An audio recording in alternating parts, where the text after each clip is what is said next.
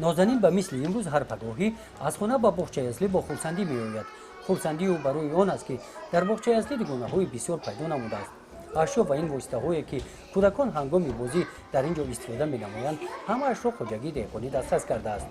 مدت یک سال که نازنین و این کودکان به این باغچه اصلی می‌آیند رفتار جهانبینی‌شان پورا تغییر یافته است. کتاب الفبا را اکنون آزادانه می‌خوانند.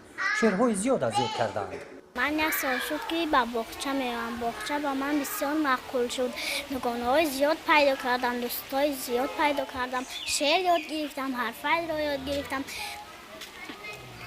من به مکتب تیاری دیدم. باغچه اصلی دهه گل‌آباد با سپارش مقامات اجرایی حکومت دولتی ناحیه واسه سال گذشته تشکیل شده است. در جامعه دهاتی به نام ابی عوضوف یگانه میباشد. باغچه اصلی خصوصی است. فعالیتش از مبلغ گذاری والدان که فرزندانشان اینجا تربیت میگیرند وابستگی کلان دارد. تامین غذا و ماهانه مربیه‌ها هم از همین حساب است.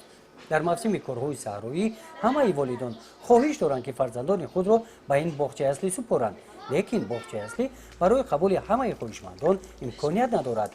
مراجعت ساکنان را به نظر گرفته ماموریت باغچه اصلی در دهه گل‌آباد نیت دارد که با دستگیری اهل جامعه دایره فعالیت خود را وسیع نماید.